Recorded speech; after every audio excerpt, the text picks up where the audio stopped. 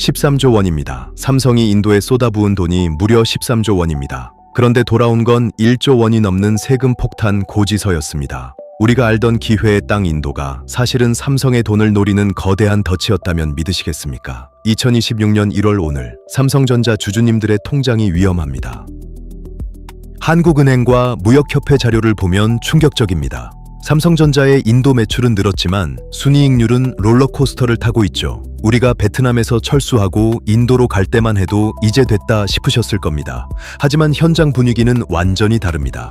주가는 16만 원대에서 등락을 거듭하는데 정작 인도 현지에서는 비명소리가 들려오고 있습니다. 그런데 말입니다. 진짜 문제는 세금이나 파업이 아닙니다.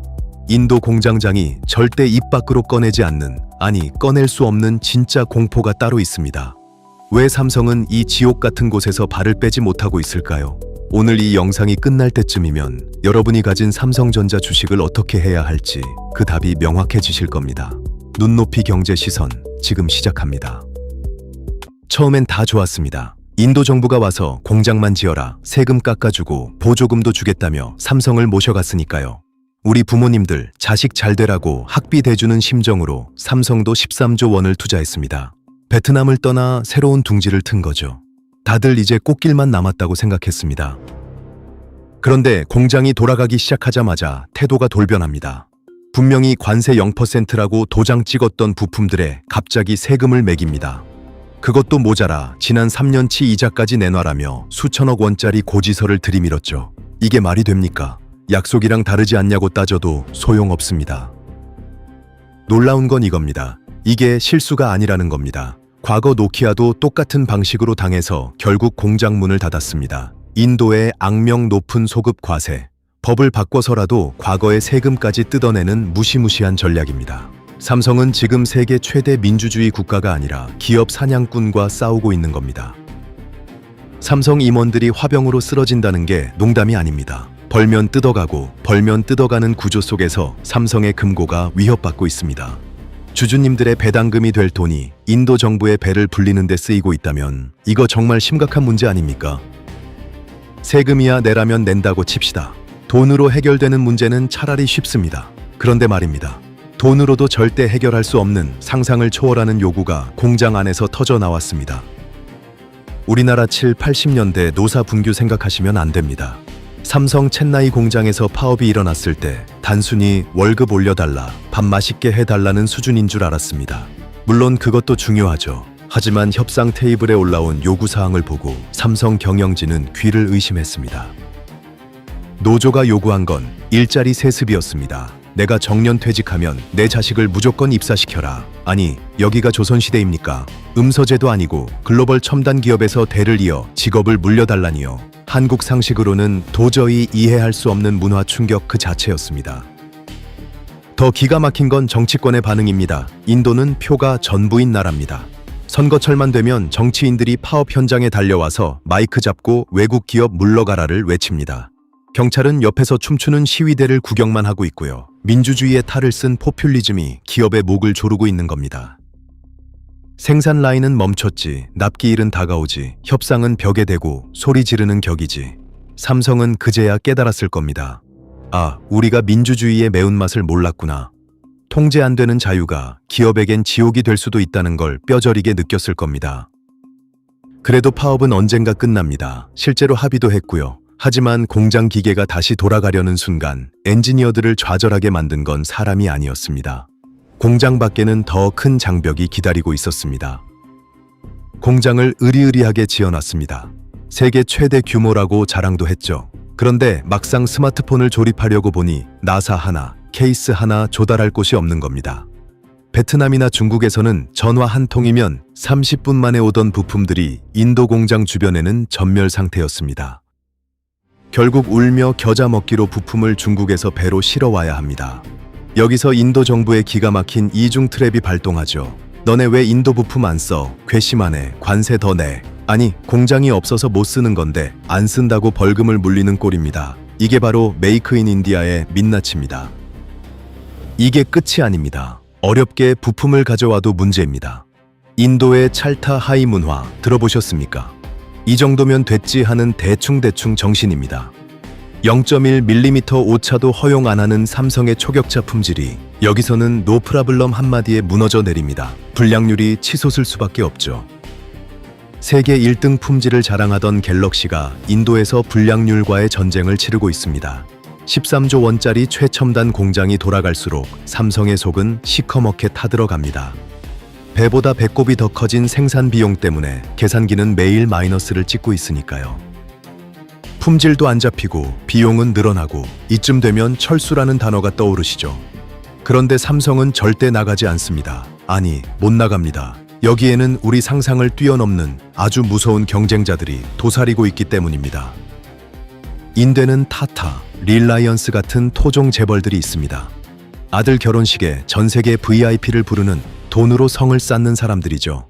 이들이 무서운 건 통신망부터 유통망까지 인도의 모든 길목을 쥐고 있다는 겁니다. 삼성이 아무리 폰을 잘 만들어도 이들이 우리 망에 태우지 마 하면 그냥 깡통이 되는 겁니다. 여기에 영원한 라이벌 애플까지 가세했습니다. 팀 쿡도 중국 눈치 보다가 결국 답은 인도다 하고 들어왔죠.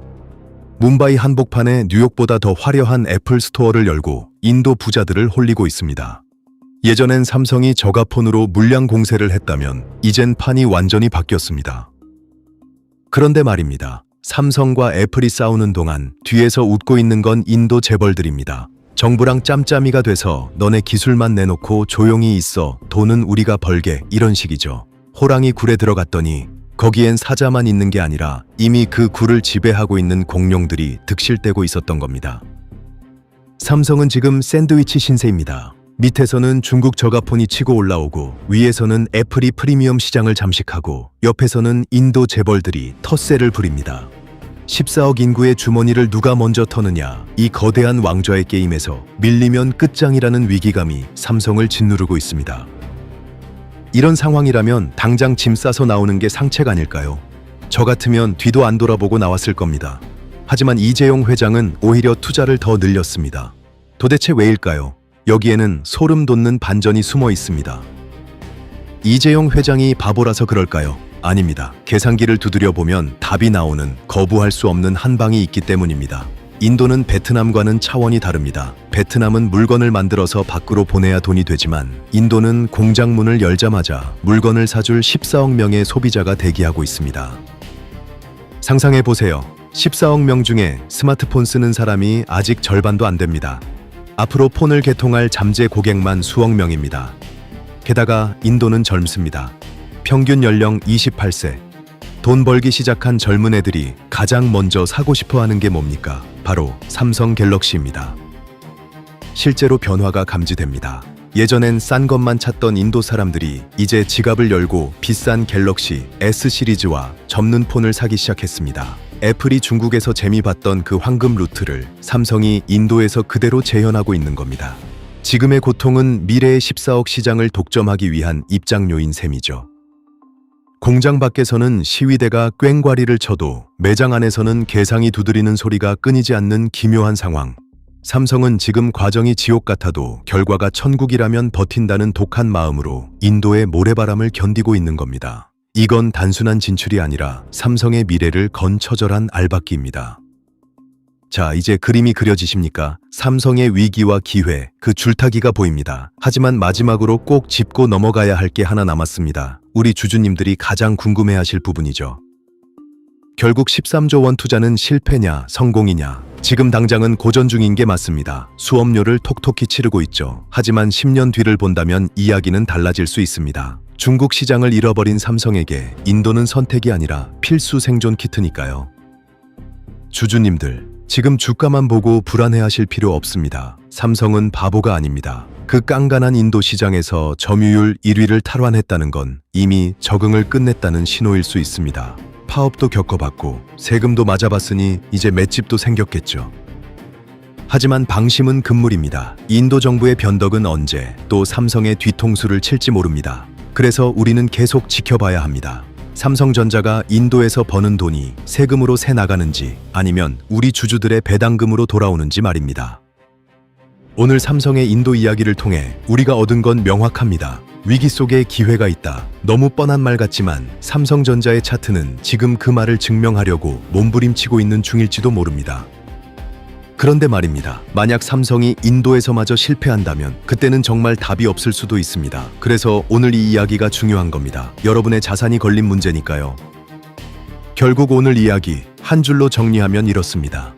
인도는 삼성에게 젖과 꿀이 흐르는 약속의 땅인 동시에 가시덤불이 우거진 지옥이다. 13조 원의 베팅, 주사위는 던져졌고 이제 남은 건 냉혹한 성적표뿐입니다. 이제 우리가 알게 된 건 하나입니다. 삼성전자 주가 단순히 반도체만 볼 게 아닙니다. 앞으로 인도 뉴스 나오면 유심히 보세요. 파업 끝났다, 매출 늘었다 하는 소식이 들리면 그때가 바로 여러분의 계좌가 달라지는 신호탄이 될 겁니다. 이미 여러분은 남들보다 한 발 앞선 눈을 가지셨습니다. 경제신문을 보고 깜짝 놀랐습니다. 삼성 인도 공장 이야기, 그냥 먼 나라 이야기인 줄 알았는데 댓글들을 보니 이미 꿰뚫고 계신 분들이 많더라고요. 결국 삼성이 이길 거다. 아니, 인도 리스크 너무 크다. 주주님들의 통찰력 있는 분석들이 쏟아지고 있습니다. 여러분의 생각은 어떠신가요? 날카로운 시선들이 모일수록 정답에 가까워질 겁니다. 눈높이 경제 시선, 시청해 주셔서 감사합니다.